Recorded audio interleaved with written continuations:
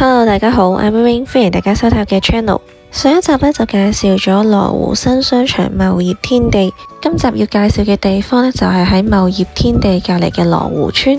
平時喺 YouTube 睇人介紹就睇得多啦，自己呢都未試過去過羅湖村。今集呢就會帶大家呢行入呢條羅湖村，睇下有啲咩買，有啲咩食。由羅湖口岸行過嚟呢都係10分鐘內就可以行到，而佢嘅隔籬呢就係黐住茂業天地。由茂業天地呢行出嚟呢，行幾分鐘呢就可以去到羅湖村噶啦。商場出路面呢就有條無障礙嘅斜路嘅。咁呢度呢有好多嘅位置呢係為咗閘住啲電單車啦，所以呢就起到好窄。咁交通方法呢都係好簡單，地鐵嘅1號線羅湖站啦，或者9號線嘅人民南站呢就可以行到過嚟。沿路呢都會見到好多香港人呢嚟呢條羅湖村買嘢，有啲香港人住得近關口呢，仲會特登呢來回羅湖村呢就去買餸同埋買菜返香港。行到入嚟呢個呢就係街市嚟嘅，咁但係出面嗰條斜路呢實在太窄啦，同埋唔夠闊，所以輪椅呢就冇辦法可以上到嚟街市行啦。咁人行入去呢都好窄下噶，建議輪椅呢主要呢都係行返去路面嘅攤檔。呢邊呢仲有一間香港茶餐廳開到凌晨12點鐘。羅湖村入邊嘅商店呢其實都好單一化，嚟嚟去去賣嘅嘢呢都係差唔多，包括有大閘蟹、隔水蒸雞同埋一啲嘅燒臘。另外大間嘅超市呢都見到有2間嘅，不過輪椅人士呢就只可以去到其中一間，因為另外一間呢全部都係樓梯嚟嘅，而且入邊嘅斜路呢都係好斜，只係適合呢可以送貨落去。呢啲出口位置呢，其實度度呢都整咗一嚿嘢呢嚟閘住咗，咁所以呢，輪椅啦、電單車呢都係冇辦法進出嘅，就算連 BB 車呢都要呢戚起呢先可以行返入嚟。除咗食肆之外呢，仲有好多按摩店啦、彩藝店等等。呢邊呢，仲有一個呢港人服務中心。行到嚟呢一間呢，真係好耐冇見過人哋斬蔗啦，因為我好少去街市㗎。咁有分呢黑蔗啦，或者係青蔗嘅。咁我哋呢就揀咗呢一條係黑蔗，價錢就16個8人民幣一條。咁青蔗呢就係22蚊人民幣。咁要喺收銀度呢埋咗單呢，先會再去攞蔗呢去批嘅。批嘅過程呢都有啲危險㗎，咁樣要幫手呢拎住支蔗啦，再放落個膠袋度。咁我呢都好驚呢佢會切到我隻手啊！另外呢，仲有啲麵包鋪嘅，但係價錢呢，我覺得同香港就差唔多啦。咁豬扒包啊呢啲呢都要700蚊起。咁行到嚟呢一邊呢，輪椅就冇辦法可以出到去啦，係盡頭嚟噶啦。人行呢就可以行返出去村其他地方。咁呢一間呢，就係我話輪椅呢冇辦法可以上到嚟嘅超市，因為呢條斜路呢真係太斜啦，落輪椅嘅時候呢都可能會跣咗部輪椅落去。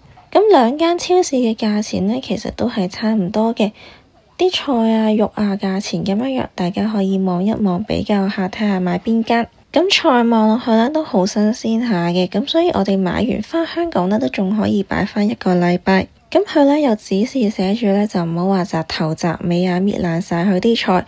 咁但係呢，見到當地人呢都係繼續喺度搣呢啲菜㗎。咁我哋行到嚟呢一個位呢，就係另外一間超市。咁呢間超市呢，輪椅呢就僅僅可以入到嚟。2間超市呢，其實呢都係打正對面做嘅，咁所以呢，好容易呢就會望到呢一間。咁呢度嘅菜嘅選擇呢，其實係多過前面嗰一間嘅。行起上嚟呢，每條巷呢都會闊少少。買菜買得多呢，可以走去攞個籃或者攞架車仔，好似超市咁樣買嘢。行到最入呢，就係海鮮區。咁佢呢就唔會似話平時嗰啲超市，例如盒馬先生咁樣啦，幫你去加工整熱嘅。咁最後呢，我哋買咗8種嘅瓜菜呢，都係56個幾人民幣。順帶一提，而家好多大陸嘅地方呢，就算係一啲嘅小店呢，都會接受呢香港支付寶嘅。所以如果呢冇大陸嘅俾錢方式呢，亦都可以呢繼續選擇呢用香港支付寶或者係香港嘅微信俾錢。咁出返嚟嘅時候呢，見到呢一檔鵝肉店呢都好多人排隊喎，所以呢，我哋呢就買咗上裝70蚊人民幣。佢隻味呢都整得幾好食㗎，仲好食過陳棚棚。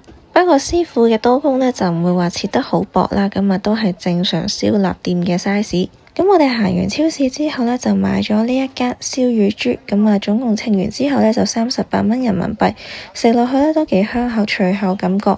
咁另外咧都買咗呢一個羊肉煲。咁羊肉煲咧我就覺得唔係太抵啦，因為咧羊肉嘅數量咧其實好少嘅，佢咧都係俾晒啲骨頭啊，或者咧俾埋啲湯。咁湯咧就係稱完之後咧先加落去嘅。燒乳豬嘅價錢咧就30蚊一斤啦，羊肉煲嘅價錢咧就68蚊一斤。其實間間鋪頭嘅價錢呢都係差唔多，不過我見呢一間呢就多啲人排隊，所以我哋呢就選擇咗喺呢一間度買。咁批完羊肉之後呢，就記得叫阿姐呢就批返啲湯汁落去啦。冇汁嘅話呢，啲羊肉呢其實係未入味到㗎。咁喺大陸買菜呢，其實都係要鬥快㗎，唔係話你企咗喺度呢，阿姐就會服侍你。咁而係睇下你邊個攝得埋啲啦，講得大聲啲啦，就係做咗嗰個人先。買完餸之後呢，我哋呢就行過呢，見到有煎堆啦，同埋有粽賣，所以呢都買嚟試下。咁隻粽呢，其實都幾抵食㗎。行完羅湖村呢，出返去呢，就要撳掣呢，先叫人開門。開完門之後呢，道門呢自動閂返呢，就會鎖實返㗎啦。建議大家咧，如果行完商場咧，可以過嚟羅湖村咧，買完餸菜咧，再返香港。咁我哋走嘅時候咧，都係沿住返呢條沿路啦，去返羅湖口岸嘅。夜晚時間嘅人流咧，都真係多過日頭好多啊！咁有啲人咧就穿過呢條小路咧，就穿返去口岸。不過輪椅人士咧就實在太窄啦，所以咧我哋咧都係行返條大路。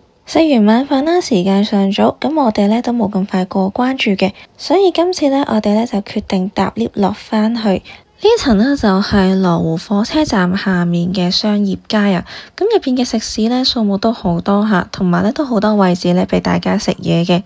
平時一出關呢，已經係直接咧搭 lift 落去咧地鐵嗰層噶啦，完全咧都冇行過呢一層，發現咧都真係好多咧甜品鋪頭，甚至一啲嘅燒臘啊。有啲鋪頭咧同羅湖村咧都係一樣嘅，好多嘅本地人呢，就喺等火車期間呢，都會落嚟呢一層咧食咗嘢先。不過我哋咧今次咧就冇買到呢度嘅嘢食啦，而係選擇咧再去返呢上次嘅商場。行到去商業街嘅盡頭咧，呢度咧就有部升降機嘅，咁啊只能夠咧嚟到呢一層啦，同埋上面地面，即係頭先香格里拉過嚟嗰一邊。咁升降機開門呢，就會兩邊門呢一齊開嘅，咁大家可以選擇返呢行邊一邊門出返嚟。粵港新天地呢個商場呢，上次嚟到呢，好多鋪頭呢都已經閂晒，今次呢，早少少時間嚟到啦，咁呢啲鋪頭呢都仲係繼續營業緊嘅。咁商場入邊嘅人流呢，雖然呢就比商業街人流少啦，但係呢，每一間鋪頭呢都係坐下啲人嘅。咁糖水鋪嘅價錢呢，其實間間呢都係差唔多，都要20幾蚊人民幣有一碗。咁我哋呢就覺得價錢太貴啦，所以呢就冇食到糖水。咁我就買咗呢一個古早蛋糕返香港啦。而家揀咗呢一間呢，就係食餃子嘅。咁我哋呢就坐低呢落 order 啦。咁呢間餃子嘅款式呢，其實都係同平時見嘅餡料呢差唔多。最受歡迎嘅呢，就係白菜鮮肉餃呢，就已經冇晒啦。一啲嘅粟米餃啊、韭菜餃啊都有嘅。出邊呢，就有一個嘅調味料區，大家可以根據翻大家嘅選擇呢出翻嚟呢，倒一啲嘅豉油啊，或者係辣椒油。咁有啲香港人呢，就喺度呢買餃子啦，同埋雲吞返香港嘅。不過我哋呢，就唔夠膽冒呢個險啦，因為呢驚海關呢會捉我哋。咁我哋今集嘅內容呢，就到呢一度，我哋下集再見啦，拜拜。